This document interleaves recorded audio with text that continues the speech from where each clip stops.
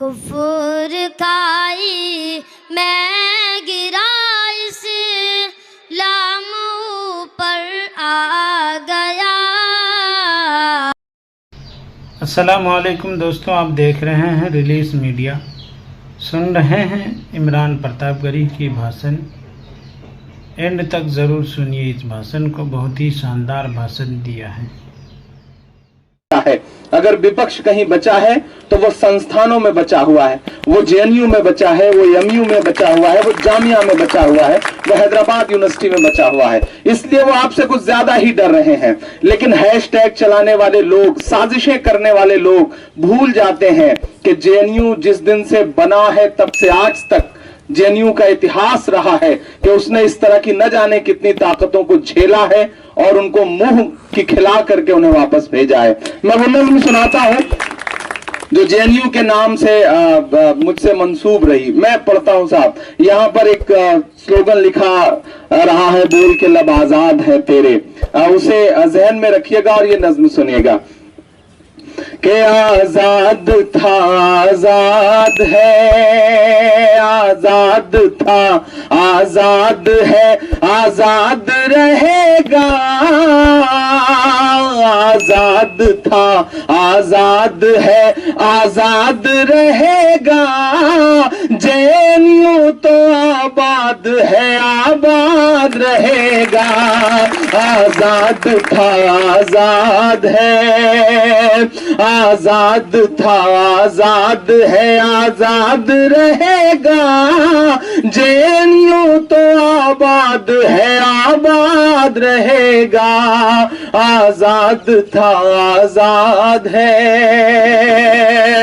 کہ پورس کو بتا دے، یہ سکندر کو بتا دے، پورس کو بتا دے، یہ سکندر کو بتا دے، قطرہ ہے مگر پھر بھی سمندر کو بتا دے، قطرہ ہے مگر پھر بھی سمندر کو بتا دے، ہم ظلم کے آگے نہ جھکے ہیں نہ جھکیں گے، یہ بات چلو وقت کے ہٹلر کو بتا دے،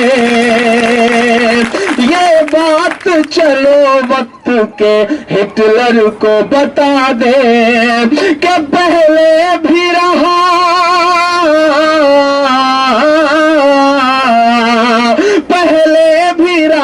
ہے اور تیرے بعد رہے گا، جے این یو تو آباد ہے، آباد رہے گا، یہ آباد رہے گا، یہ آباد رہے گا، آزاد تھا آزاد ہے، آزاد رہے گا، جے این یو تو آباد ہے، آباد رہے گا، آزاد تھا آزاد ہے۔ آخری بند پڑھتا ہوں۔ آپ نے کبھی سوچا ہے کہ ایسی ایسی جگہوں پہ بھی احتجاج کے لیے لوگ نکل رہے ہیں جہاں کبھی آپ تصور نہیں کر سکتے تھے، جہاں کبھی خواب نہیں دیکھ سکتے تھے۔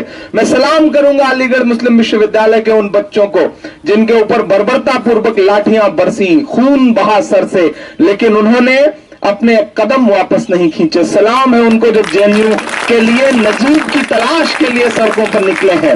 انشاءاللہ جلدی ہی میں کوشش کروں گا کہ میں ایم یو بھی جاؤں، وہاں بھی بچوں کے بیچ میں کھڑا ہو کر کے ان کا حوصلہ بڑھاؤں، ان کے ساتھ نظر آؤں۔ یہ جو چاروں طرف ایک ہلکی ہلکی چنگاری آپ کو نظر آ رہی ہے، اس کی جڑ کہاں ہے، اس کی مول جو بات ہے وہ کہاں سے نکلی ہے، میں اس بند میں اسے پرونے کی کوشش کرتا ہوں۔ آزاد تھا آزاد ہے، آزاد رہے گا، جے این یو تو آباد ہے، آباد رہے گا، آزاد تھا آزاد ہے۔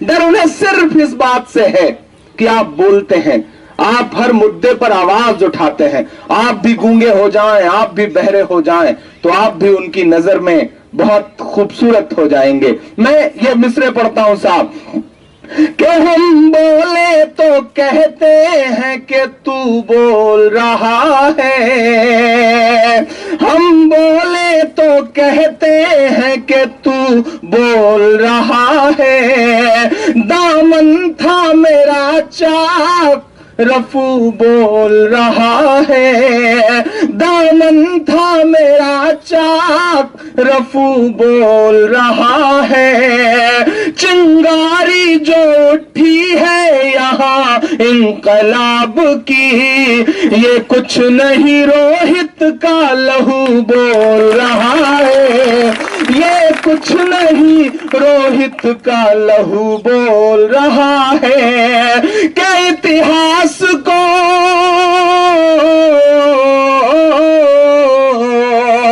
اتہاس کو یہ لمحہ سدا یاد رہے گا، جے این یو تو آباد ہے آباد رہے گا، یہ آباد رہے گا، یہ آباد رہے گا، آزاد تھا آزاد ہے۔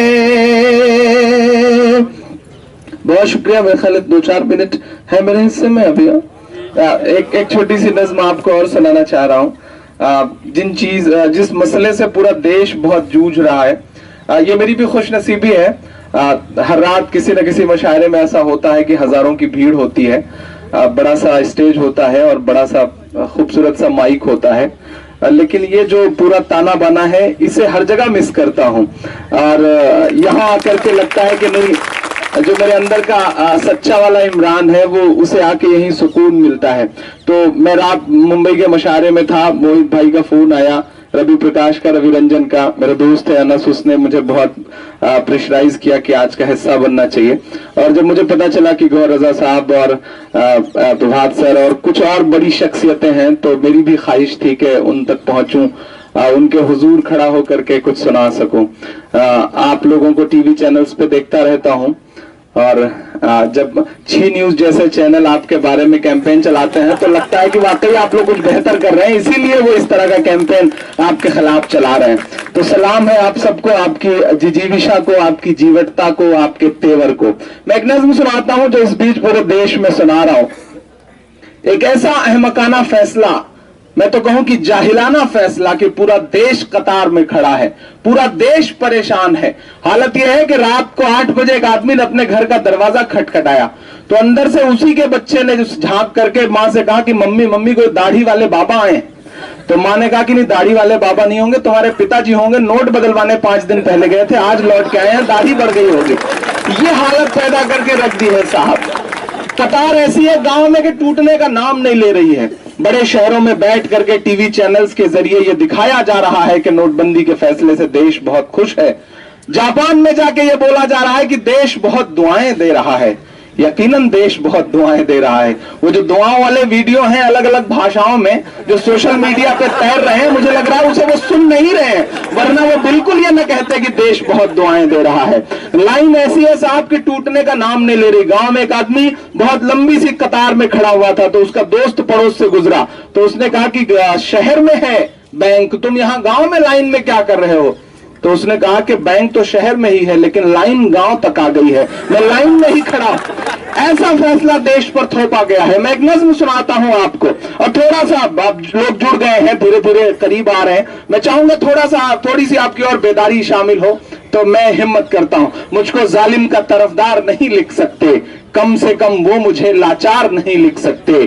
جہاں ہتھیلی پہ لیے بول رہا ہوں جو سچ، اس کو اس دیش کے اخبار نہیں لکھ سکتے، اس کو اس دیش کے اخبار نہیں لکھ سکتے۔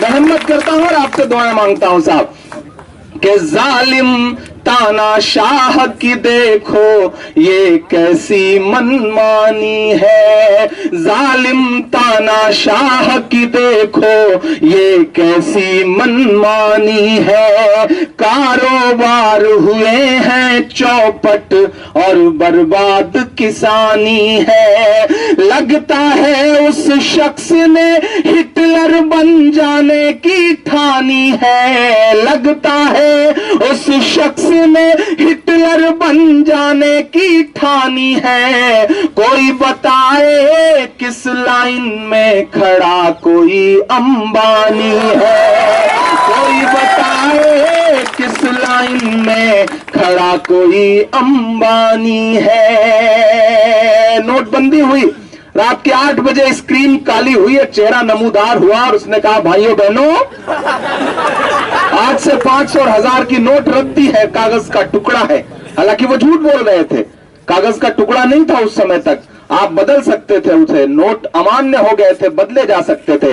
लेकिन किस तरह से ड्रामेटिक तरीके से तीनों सेनाओं के अध्यक्षों को बुला करके ऐसा मैसेज देने की कोशिश की गई जैसे जंग छेड़ने जा रहे हों। सच यही है कि वो जंग ही छेड़ रहे थे, लेकिन वो जंग इस देश के आम आदमियों की जेब से थी। 500 का जो पुराना नोट था, 1000 का जो पुराना नोट था, उससे तकरीबन 35 दिन तक डीजल बिकता रहा, पेट्रोल बिकता रहा। लेकिन उस 500 के पुराने नोट से दूध नहीं बिका, सब्जी नहीं बिकी, अनाज नहीं बिका। क्यों? क्योंकि डीजल और पेट्रोल अंबानी का है, अनाज और सब्जी और दूध आम आदमी की है, किसानों की है। सोचिएगा, 72 करोड़ रुपए का कपड़ा पहनने वाले 2.5 साल में ये कहते हैं कि देश हित में फैसला है।